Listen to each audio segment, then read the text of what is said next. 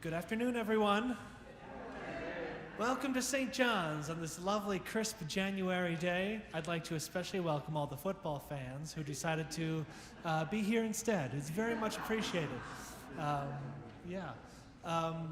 couple of housekeeping notes. Be careful on your way if you need to use the restroom. That path is a little bit treacherous. I tried to clear it up as best I can, so just be careful if you need to use the facilities.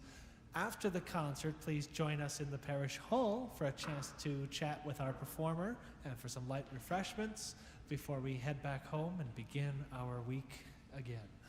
I'm very delighted to welcome our first performer of 2025, organist Isaac Johnson.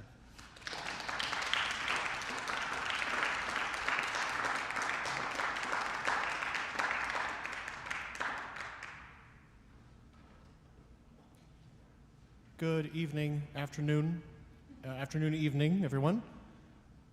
So I'm going to be performing quite a lot of things today, quite a varied program, but some may wonder, although hopefully most do not, why Epiphany?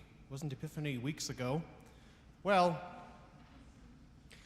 so there's a bit of ecumenical disputes about when Christmas starts and ends, you might say. I think everybody knows that it starts on December 25th, at least for the most part, in most Western churches. But depending on who you ask, there are some who say, okay, it's December 26th, time to tear the tree down, put the wreath away. There are others who say, let's at least wait till New Year's Day.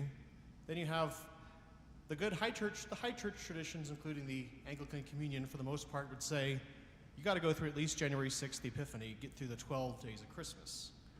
And of course, the Anglican Communion, and then there's certain Lutheran denominations, and the old pre-Vatican II Catholic calendar would have called the season that followed Epiphany Tide, which is still a popular word in England, and in the Anglican Communion, the Epiphany Tide. And there are some Christians out there, and myself included, who really like to say, let's keep this going until February 2nd.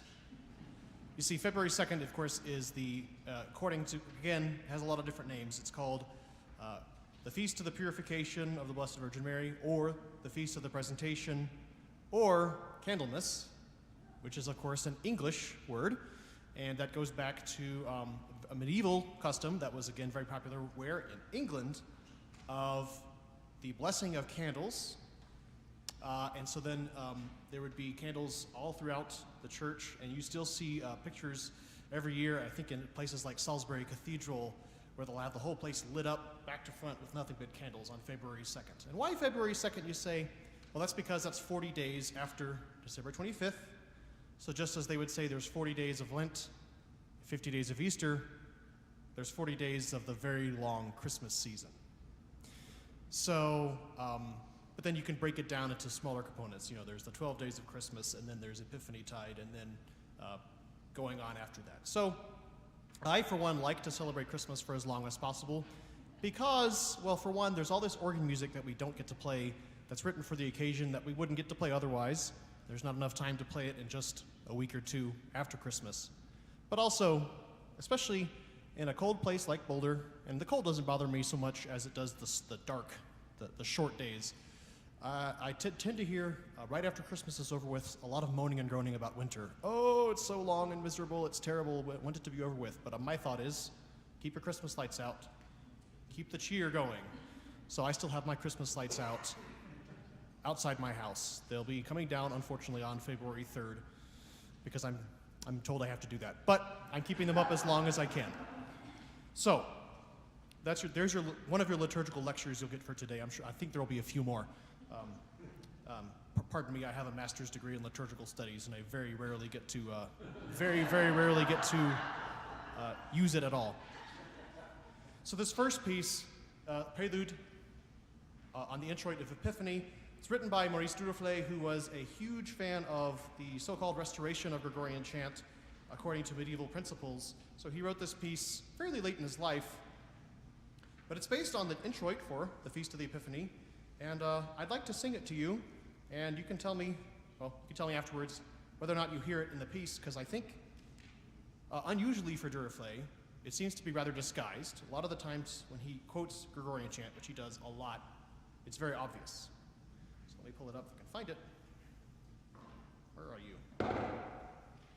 Christmas.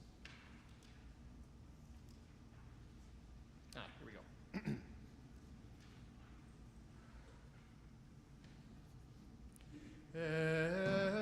Ecce advenit Dominator Dominus et regnum in mano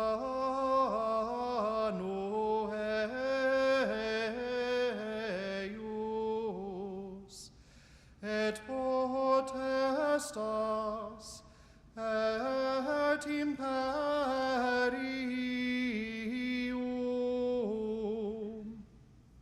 And that translates, behold, the Lord, the Mighty One, has come, and kingship is in his grasp, and power and dominion. So I give you Duruflé's Introit on the Epiphany.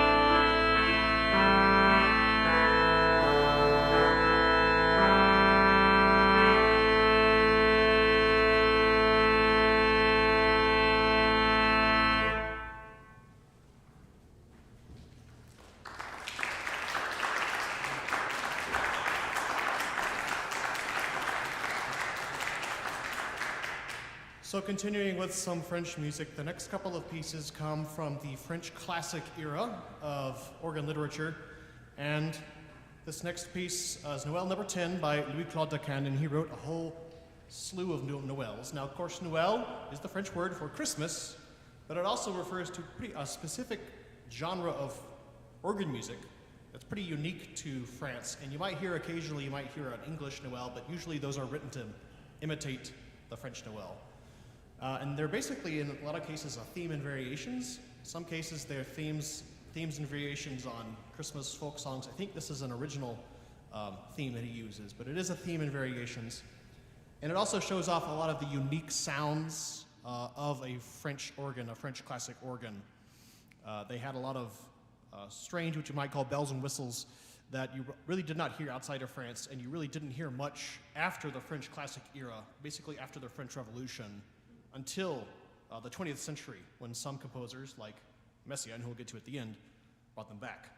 So they show some of the idioms of a French classic organ. And one of the things you'll notice in this piece, as well as in the de Grigny that'll come after it, is this funny little echo that happens. There's an echo effect towards the end of the piece, so pay close attention to that. Also listen carefully, or I shouldn't say listen carefully because it'll be obvious. When you hear the big bombastic trumpets, think of the Sun King, Louis XIV, and all his grandeur.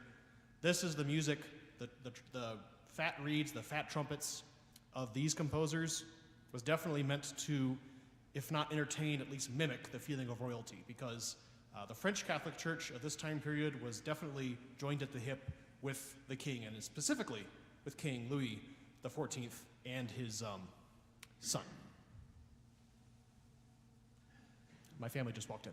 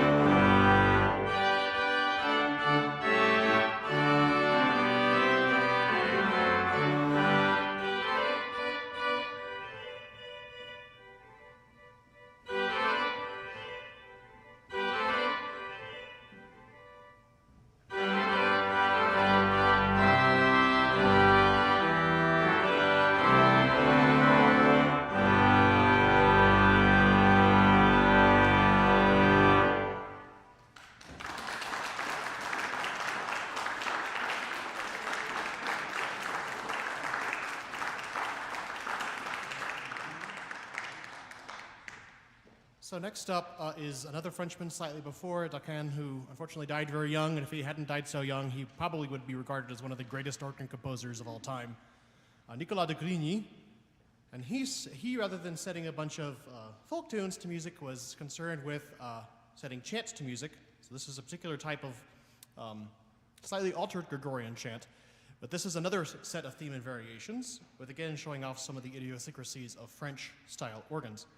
And the chant is Ave Maris Stella, Hail, O Star of the Sea. And this was actually a popular hymn amongst medieval seafarers because it was meant to invoke basically the intercession of the Blessed Virgin while at sea, which was the most efficient way of travel, but also probably the most dangerous in those days. And so the Star of the Sea refers to, I'm sure it's probably Venus, but a navigational star that they associated with the Blessed Virgin Mary. And the chant goes like this. Ave Maris Stella, Dei Mater Alma, atque semper Virgo, Felix Celi Porta. And de Grigny will start off by giving that in the pedals. What you'll notice is that the theme he gives is slightly different from that one. And this is one of the things I research is how does Gregorian chant emerge in this Baroque modern period, especially in French-speaking places, slightly changed. So this is an opportunity for me to sort of nerd out. Ave Maris Stella by de Grigny.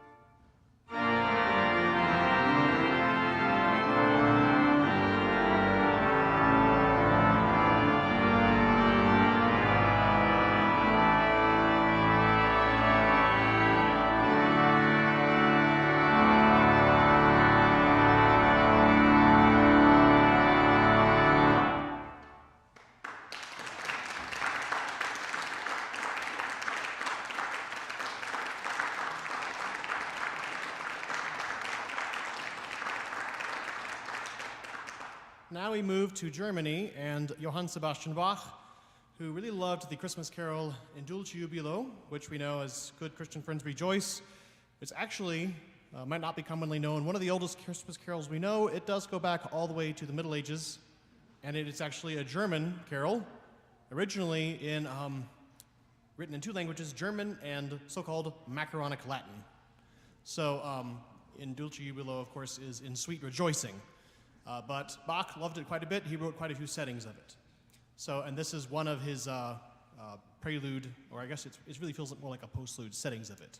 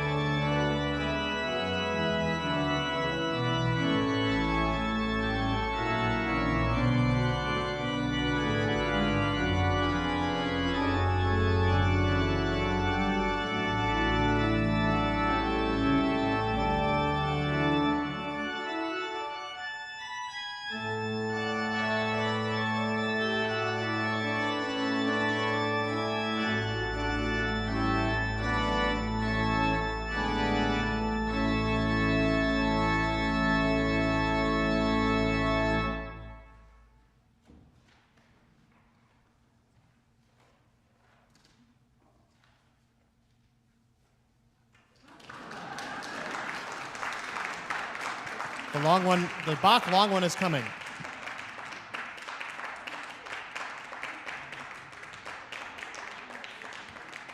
I feel that Bach could have written more of that. Yes, exactly. Okay, so this is the part of the program where we have a offertory opportunity. So I'll invite our ushers forward with the collection plates. Yeah, absolutely. And while this is happening, I can go through the spiel. I know I see a lot of familiar faces here, and I'm sure there's a lot of familiar people online as well, but it doesn't hurt to go through what we're all about. So St. John, first off, I'm Aaron Hirsch. I'm the principal organist here and the director of the St. John's Music Society. And our goal is to present great music to our community and to the families of our community so that they can attend it for free. It's really an incredible thing, and all the contributions you make help support these programs. Many times we have sponsors for artists, but other times it's just a combination of your support, like today. So today I would like to thank all of you for being a sponsor for Mr. Isaac Johnson. So thank you. We've got a lot of really exciting opportunities coming up in the future.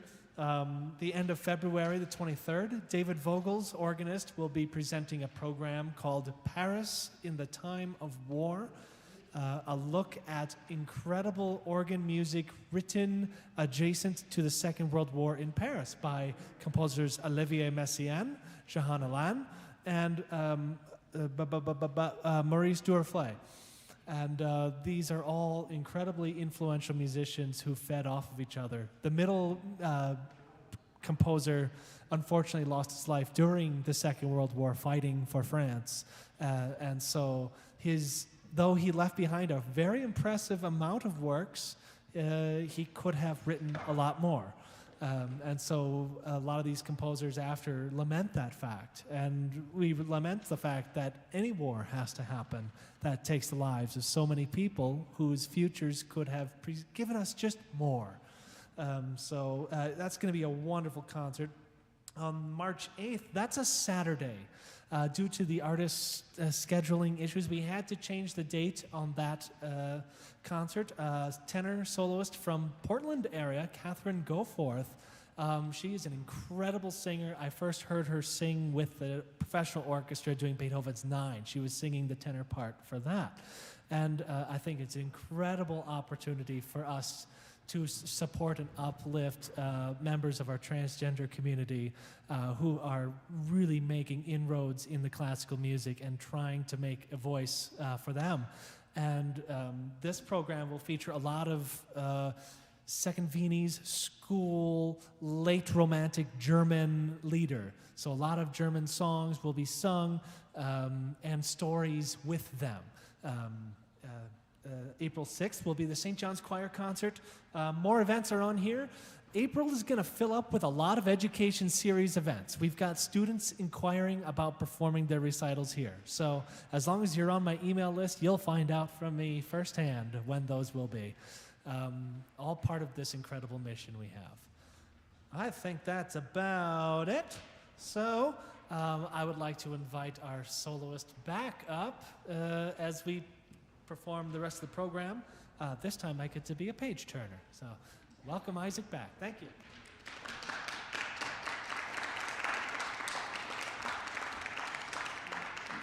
So, Aaron, you're going to turn the pages and then you're going to hand them to Linus, who will organize them at the end of it, okay? Yes. So, what you may have noticed about the French classic music was there's very little going on in the pedals. And that is because the pedal existed it goes back to the Middle Ages, but it was mostly just kind of provide a drone a lot of the times for singing. Could you go stand over there, Linus? And it was also just basic support, but they didn't have the big, meaty 16-foot pipes that you associate with the pedal. That actually was developed by the Germans, the North German school, and of course, most famously by Johann Sebastian Bach, who came along, and it must have been like when he started writing organ music, it must have seemed like sending humans to the moon to the people, because he did stuff that no one had ever thought of before, and he's written music, organ music, that is still impossible to play to this day. And so, I have made the rash decision to try to play one of his hardest pieces. This is Trio Sonata number 2, and I've been working on it for years, and you'll see that there's a lot of pedal going on, but there's a lot of else going on. So the point of a trio sonata is there's 3 independent voices. And in these cases, they are very independent. They're all very melodic.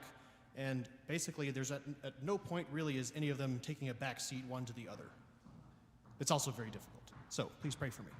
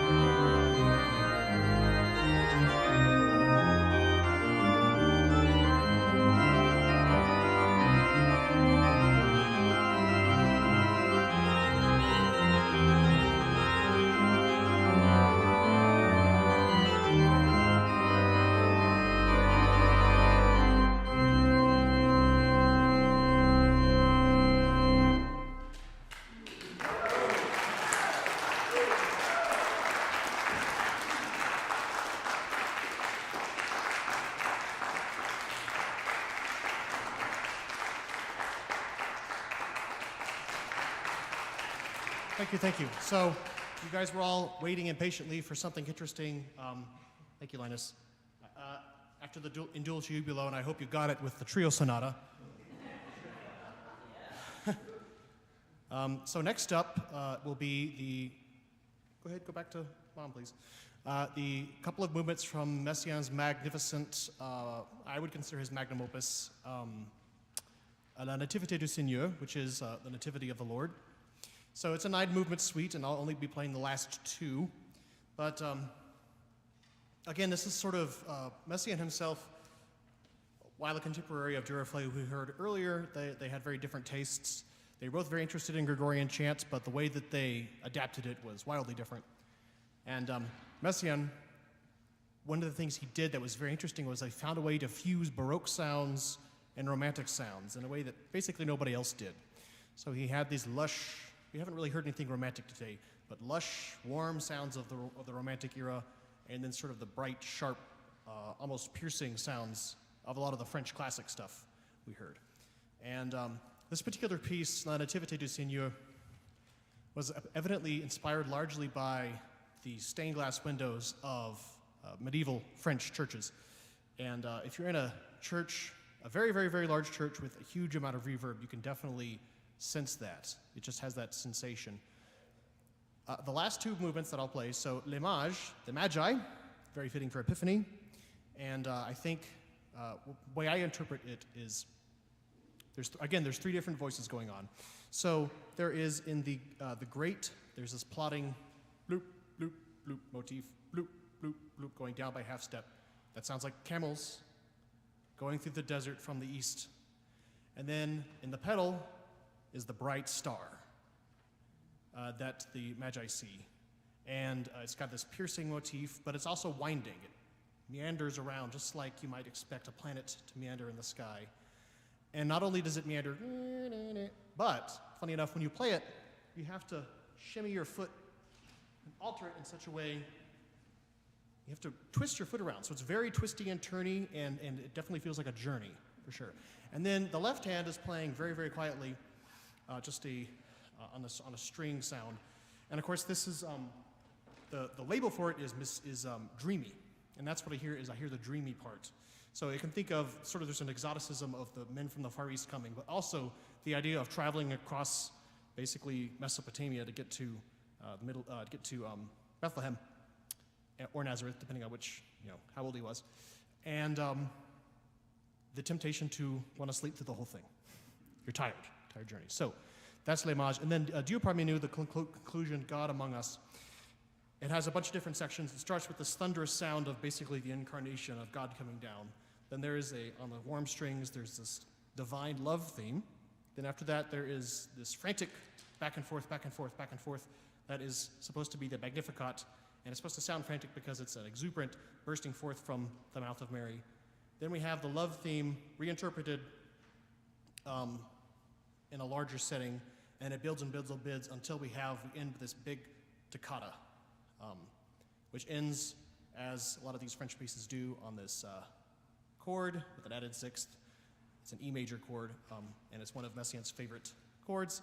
So I give you the final last 2 movements of the Nativity of the Lord.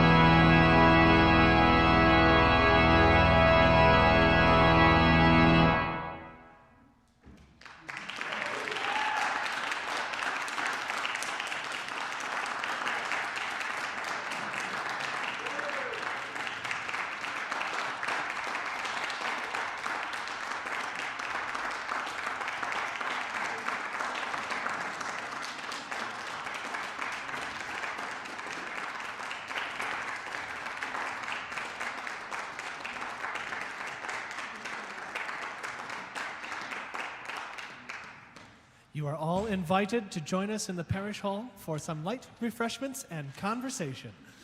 Thank you for being here.